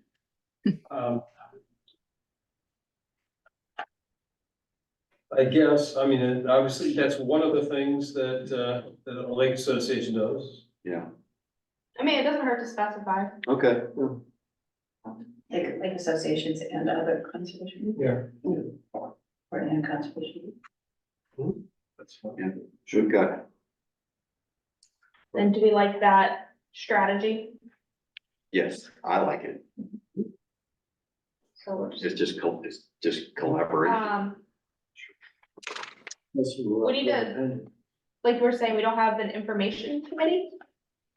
So who do we want to, we wanna leave that? Oh, I think that may now be Pat's group. Natural, Bad Benny's, Paul's, Kimberly.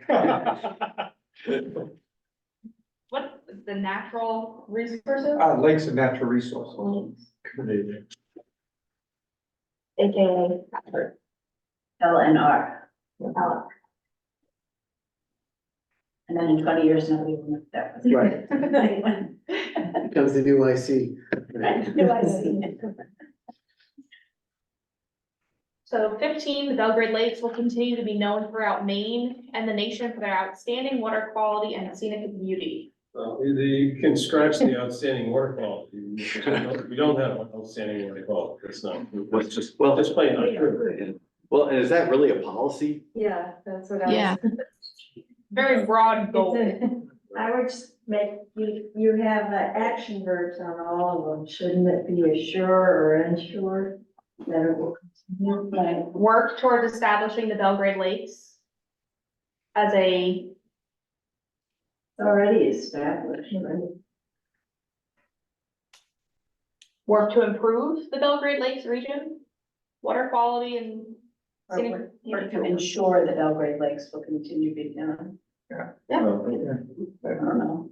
Well, it's, I mean, we don't have outstanding water quality, it's just, I mean, that's just not true, I mean, we have okay water quality, but it's really outstanding. Do you think that was true in 2014, Lynn? No, How about, it wasn't true then either. why not just delete outstanding? Yeah, that's fine, that's a good idea. For the water quality and scenic beauty. Okay, well, Average. Average or best. Middle to average water quality. Pretty decent. scenic. Can we get a direct quote from that? Go right ahead. Use a Texas term, fair to Midland. So 51, establish the conservation committee. They're done. That's That's been done. done. That's the Lakes and African Yeah. Resources Committee. I think that's the first one you guys have said done on. Yeah, now we got a couple more. took a year, but So you're better. gonna remove that then? Yep, we'll take that out. We've already established it. So inventory town roads to determine which segment have the greatest impact on water quality. So that has been accomplished, but not by the town, but by Seven Lakes. Okay. That could be struck too. I had something like related to that for private roads, because I'm on a private gravel road. And, wouldn't you want to inventory all those private gravel roads as well? Seven Lakes has done that. Okay. And I know they're trying to educate, but should the town be doing anything, or are you just gonna leave it up to Seven Lakes? I think, I think the town could collaborate with Seven Lakes, but I think Seven Lakes should take the lead. Well, actually, the gravel roads around the lakes, mostly that is being done by the lake associations for the individual lakes. Oh, you're right, it's part of the watershed plans. It's watershed plans, working with Seven Lakes Lines. What lake are you on? Long Pond. Yeah, that'd be Belgrade Lakes Association, sort of working on that there. So I think that's a good one to fit under our education kind of policy. Yeah, That we can have that as like a, whatever number that worked out to be as a second strategy yeah, to encourage, to coordinate with Seven Lakes Alliance. Yeah. To kind of have this information readily available, and education available. sure.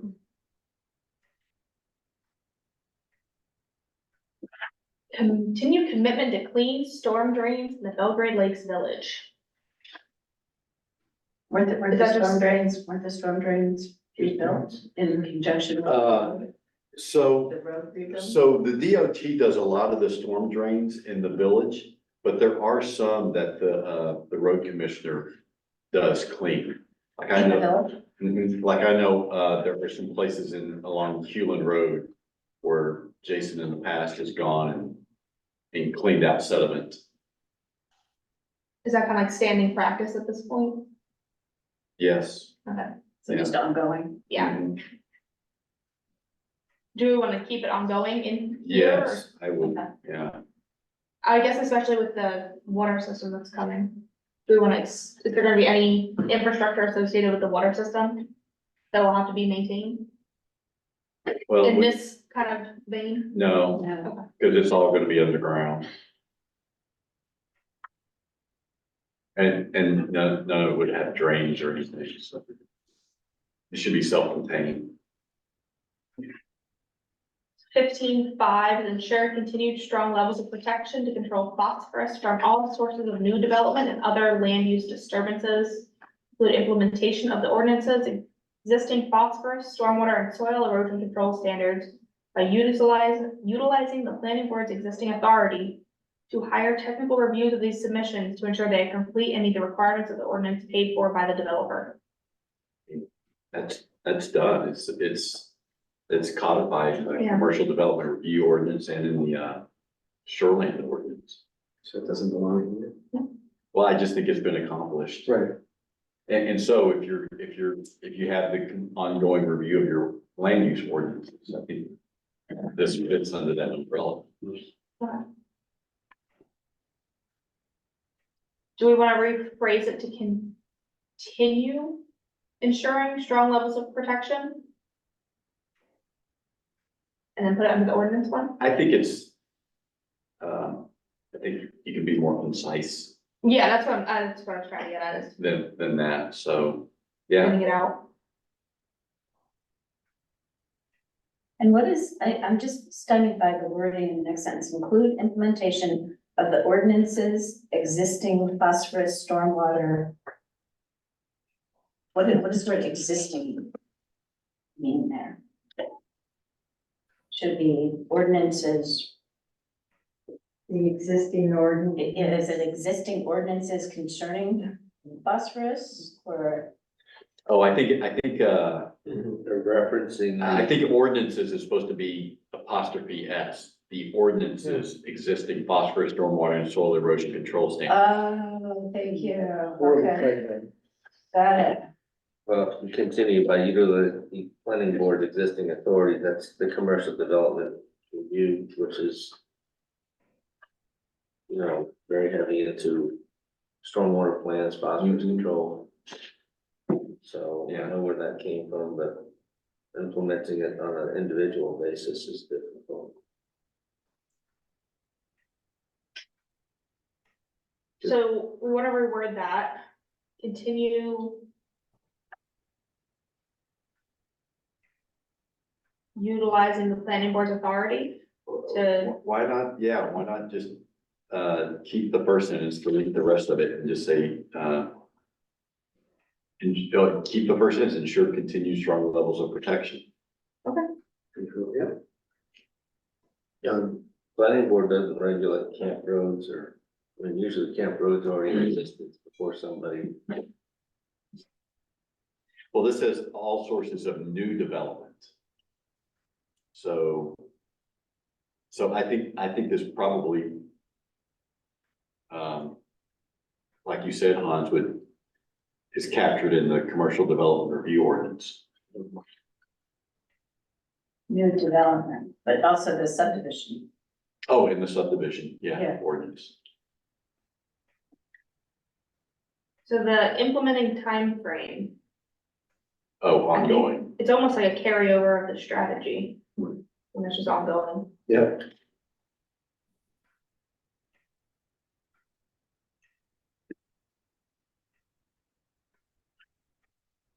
15.6, actively support the lake associations, land trust, and private initiatives aimed at protecting and improving lake water quality and educating the public about appropriate techniques. Absolutely. Like that. Well,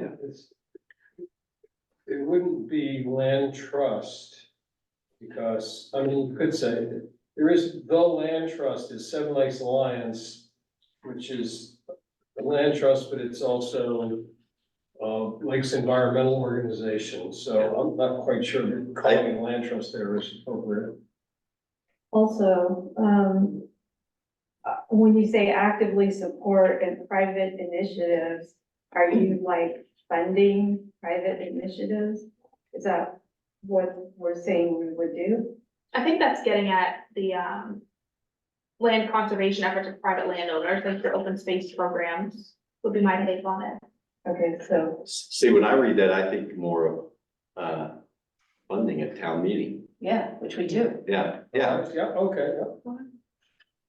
That's true, right?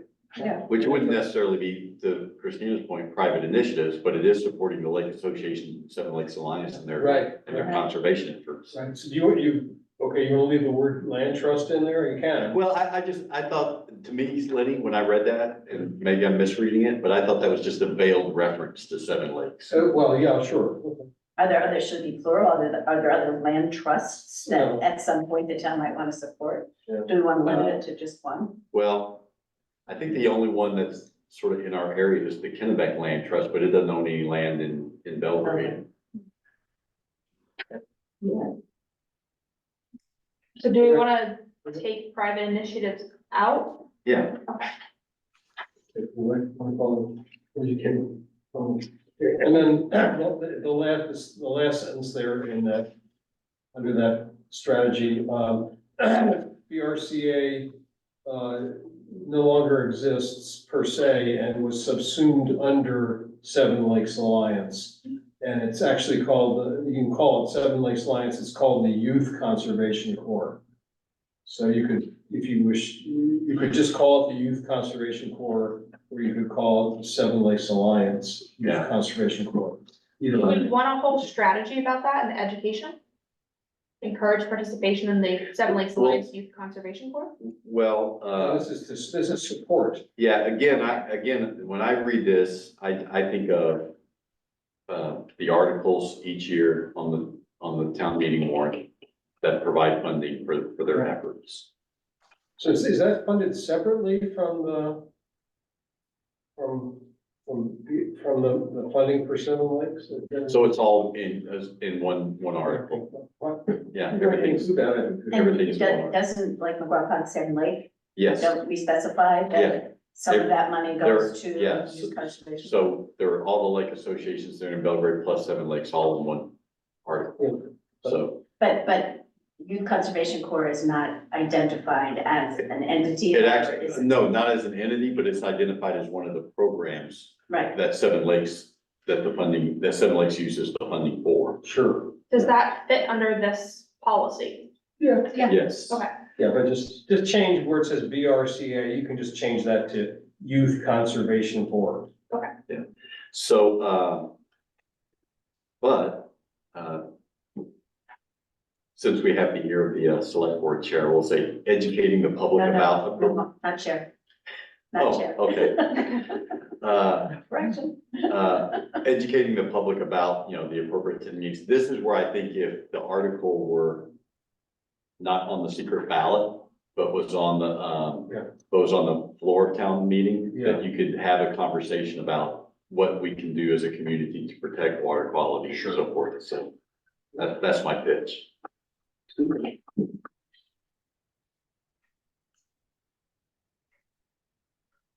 But I guess if there's not a line item for the Conservation Corps, as much as I believe in and support the Conservation Corps, if the Conservation Corps is just subsumed by the other organizations, do we want to specify continuing to support? But recall, each of those lake associations in Seven Lakes, there's some identification of how each association is going to use Right, those funds. And for Seven Lakes, the Youth Conservation Corps is identified. okay. And for some, and I think for McGraw Pond, Sam, too. Well, Even not on probably, no, I think for the lake associations, it's for invasive plants, CBI, Yes, and like, yeah, in fact, the McGraw Pond, I think all the money goes to support the CBI program. Is that your recall, Andy? I think that's correct. No, you talking about on the ballot or? you yeah, talking- on the ballot. Oh, yeah, I don't recall. That's on the ballot. Okay, anyway, I don't want to belabor that one little sentence, but I just want to, you know, We're if, leaving it in there. yeah, we did, okay. I personally think we should, get rid of 15.7 because I just don't think it's ever gonna happen. I just think that's it. And I don't think it's particular to us. You know, the last watershed district that was formed in the state of Maine was 50+ years ago now, so. And would you get increased conservation funding if you had one? It would never make it through the legislature. And then 15.8 will move to our education piece. Mhm. So that takes us to 16. Belgrade will continue to have a high quality groundwater resource of ample quantity for public and private drinking water. And sure, have to have an action group there.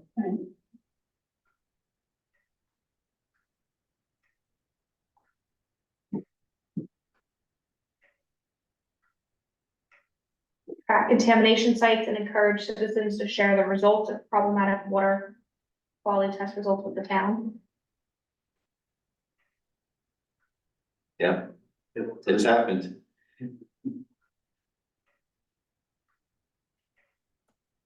So would it be ongoing then? rather than- Yep.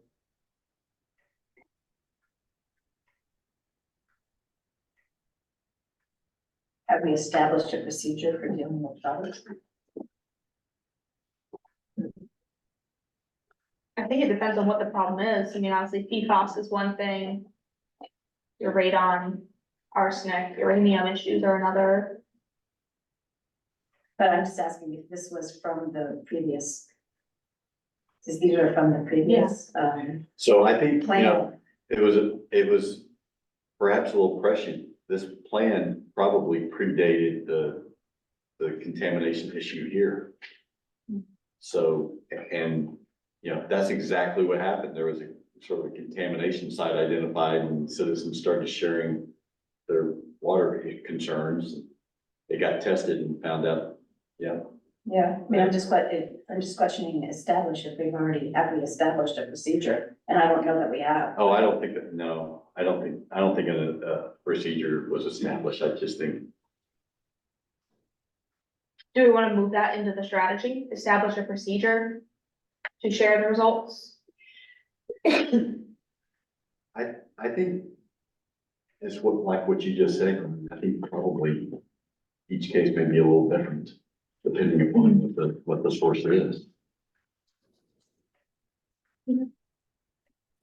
If, like a citizen is not gonna be able to detect whether they have PFAS in their water. Right, but if it's detected and they want to share it with the town, do we want to shoot Hans an email?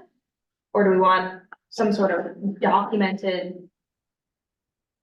procedure? Well, I mean, it says encourage citizens to share the results of problematic water quality test results. So I would assume they're either they're probably just gonna call the town office. Well, This might be an opportunity that, short-term rentals, the Airbnb, they all, as part of their registration with Airbnb, have to show results of their water sampling every year to their renters. If we could make a policy where they have to share them also with the town. It's a simple way of doing it. It's in the beginning of a short-term rental ordinance. I'll leave that to you, my friend. good idea. What happens if they I'm just are here. using wastewater? Also, when properties are sold, they have their water tests. Is that all, are those water tests filed with the town?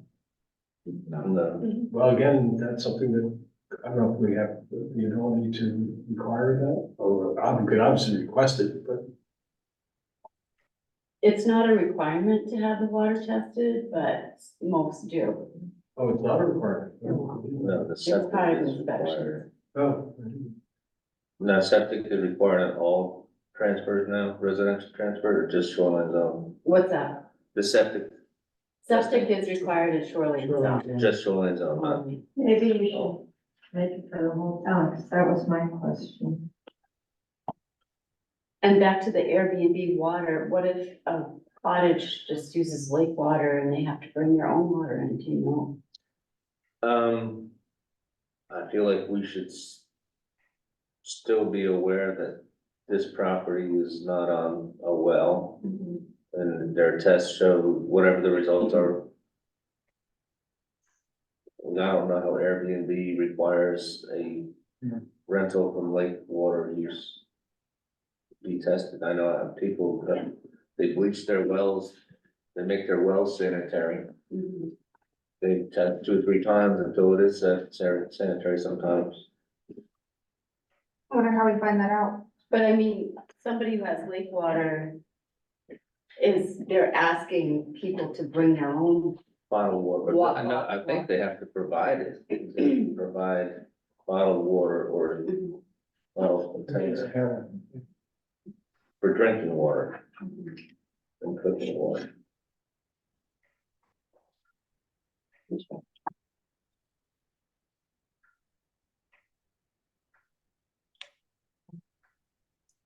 So 16.2. Use and update as possible existing data from DEP. It should be DHHS and the town's plumbing inspector regarding identified contaminated sites and sites that have old underground tanks when reviewing development proposals to determine whether groundwater is already contaminated or likely to become so. Is that a thing, Hans? Do we have lots of old underground tanks?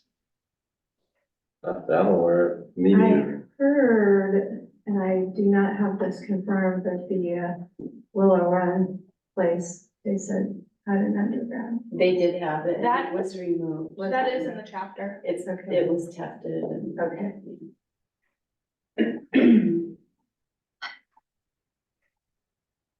But is I'm just that, wondering if that's addressing a problem that doesn't exist. Because it seems like this is related directly to some sites which have old underground tanks. So, just had a question, the old North Belgrade store. Is there an underground tank there? Has it been removed? Oh, you mean like a gasoline tank? I don't know, did they sell gasoline there, Barbara? That was before my time if they did. Oh, really? Yeah. I don't know. Cause I'm pretty sure, was it in the 80s where the states made, or the feds made all underground tanks be upgraded to the poly tanks, right? So they had to be pulled out and replaced or removed. And we only have a 25-year shelf life before they have to then do it again, so, Really? yeah. So Reedfield has its own little private water system as a result of an underground tank that was at like a former gas station or something. So is it reasonable to assume that if that were an issue, that would have surfaced by now?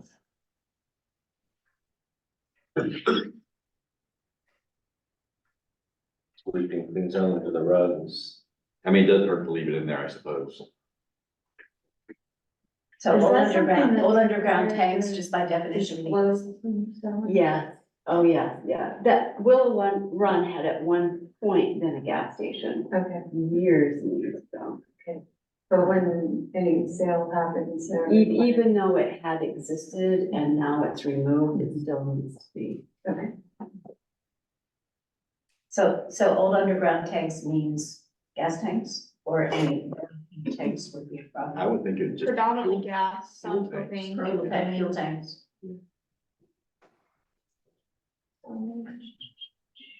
And we have two gas stations in town between Christie's and Days. Knows when their tanks were last. You want to get rid of the word old? Yeah, maybe that's the solution. Belgrade has a handful of underground tanks. Yeah. Well, what Kate just suggested is getting rid of the word old, and then, you know, you keep the strategy and you're not limiting it to. Is that something the planning board actively does? No. Well, if it says when reviewing development proposals, so would they know if there were an underground tank? They may or may not. No, I don't think there's any map or record of underground tanks. DEP. DEP. When you're listed, so. So do we want to, I think just removing the word old and just leaving it there is good. But it'll, 16.3, strengthen standards to protect private and public drinking water supplies from contamination from petroleum hazardous substances. Require proposed petroleum storage facilities and businesses using or generating hazardous substances to provide documentation of compliance with state laws and regulations and governing. so that's been accomplished and that is being done. I mean, I'm aware of the planning board addressing these issues with commercial development review applications. Yeah. Strike it. 16.4, consider whether a protected district is needed for the school.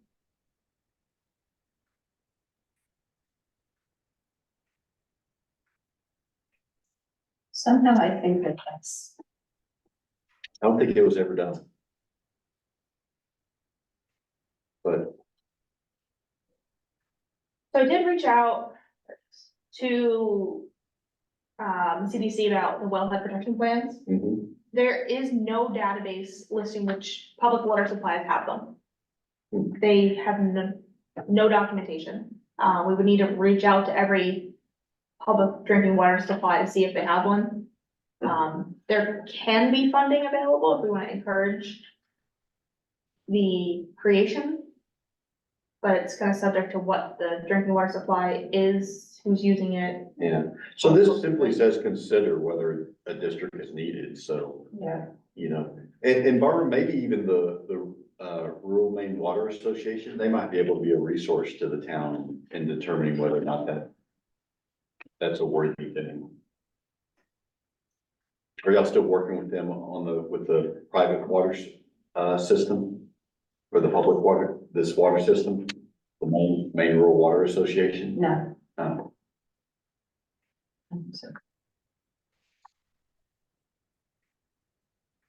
So just because it had a time frame of 2016 doesn't mean it's been done? Yeah, I'm almost positive it has not been done. Well, let me put it this way, a protective district hasn't been formed, maybe they considered it and decided not to do it. Do we have a way to find out? Yeah, I would just ask the school superintendent. Do we know if it's the same superintendent? I think he's been around for a while now, so. Or Or someone else who might be a resource in that regard would be Becky Seal, since she served on the school board. Yeah, Carl Gardner was just here last night, he gave a presentation for the select board, so we could have asked him then, had I only looked at this before. The daily, And I think 17 is the same as 14. Yeah. Agreed.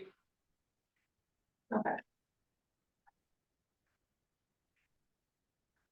But this is local officials rather than private.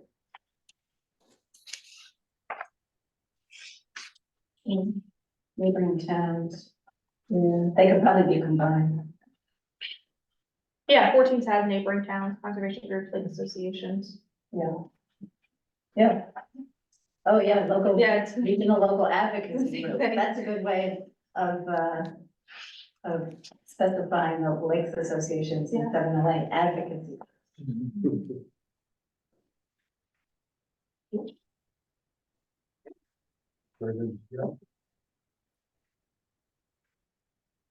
That's our policies and strategies.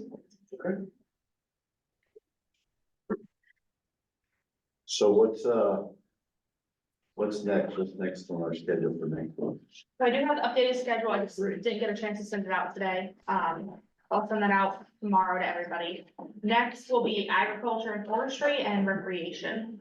And to get through those policies and strategies. Both of them will be at the next meeting. So we'll be looking at chapters and policies and strategies for both of those? Oh, Yep. my. Have a snack before the meeting. Hi, Kate. I apologize because I was learning about bats. And, that's important. I was just wondering, like, on a number 9, we talked the last time, Lauren, who's on your committee, mentioned she was researching things like open space ordinances. So I didn't know if under number 9, it would be appropriate to have another action where you develop an open space ordinance to encourage preservation of open space in new developments or something. Is there something in subdivision? About. For, well. Clustering development. Cluster development is addressed, and I know open space is mentioned, but I can't tell you off the top of my head what it's. Is that something we could regulate in an ordinance? Or most of it's privately owned? I mean, I think when you talk about subdivision development, yes, there's open space requirements, but as far as somebody committing their private land to open space, isn't that what this is addressing? As we discussed earlier. Well, I was thinking in terms of subdivisions. Yeah, so there are specifications in the subdivision ordinance that sort of like density requirements But not, or but regulations. no requirements like for preserving X percentage of it as open space. That would be what an open space ordinance would be, where you allow denser, less than 1 acre. So essentially you would have like a pocket park in a subdivision. I see what you're getting at, about having, in a subdivision, having more green space. So it's open, so I think in open space in this, we're talking large chunks, like hundreds of acres, rather than having extended lot sizes in some areas to enable multiple houses on a lot in some other areas. So I'm just thinking like, if you have a development over X acres, and you allow the developer to cluster the houses closer together, you still have the 1 acre or whatever it is requirement. But the houses could be on half-acre lots, and then the remaining half acre per lot is now designated as open space, and they work with the town on where the appropriate part to put that open space, so that, say it's next to something else, you could maintain a contiguous open space for wildlife corridors and stuff. That's the purpose of open space development ordinances, is to encourage large pieces of a development, not necessarily just a pocket park, but a large, a third or a half or whatever of the land in there will be designated as protected open space. I know there are ways to put that into the subdivision ordinance. Yeah. That would be something the towns would decide on. And again, without zoning, that's hard to do. Well, that's why I'm saying So- I would, If there's a way, you would have to create, that would be an action here, yeah, is to put into the subdivision ordinance some an open space benefit to clustering development in one area to allow Yeah. for openness in the other. to That's not there already. consider. She knew what it was called. I don't, in I know what you're Massachusetts, talking about. I can't remember what you called it. Massachusetts, it was open space developments. I don't know what it would be called up here. But one of your committee members last time had said, oh yeah, she's been researching that. Would that be in housing? I mean, I remember talking about stuff Yeah. like that in housing. Yes. Potentially. Yeah. But it also comes in here because it's preservation of natural resources and open space. Is that something we wanna put into here and or housing?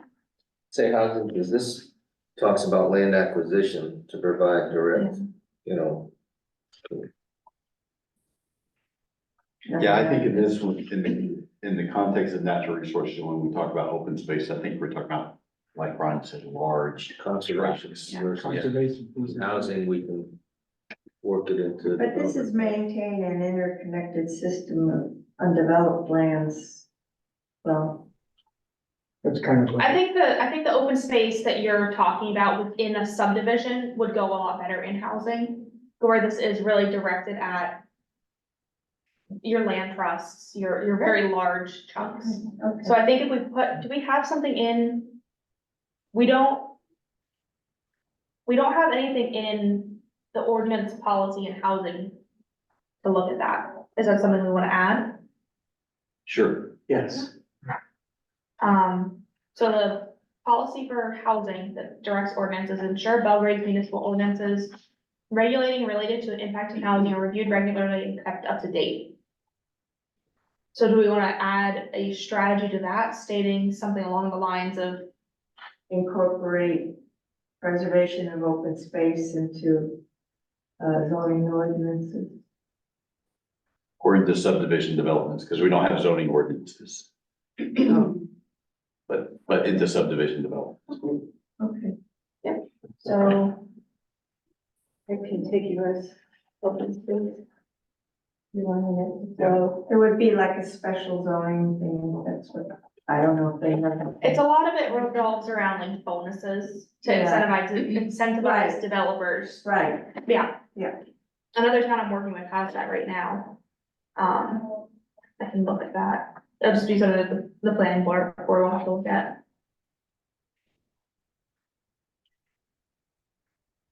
and I just didn't know on 1.4, what's BWH maps? Beginning with habitat, the mapping and data brain of inland fisheries and wildlife. Beginning with habitat? Is that defined somewhere in this document? Yes. It's a state resource. Because you can't assume that everybody reading this is gonna know what all the acronyms, is it gonna be an acronym list? Well, we can do an acronym list. It also is in the chapter itself. Okay. Because we reference a lot, they have a incredible mapping system. It's all online if you ever want to look at it. That we reference a lot.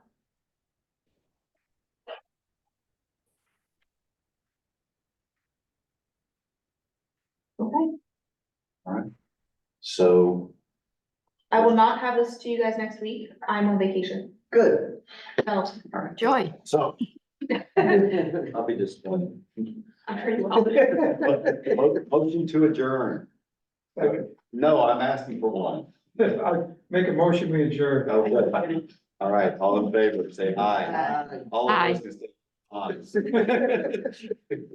Good night, folks.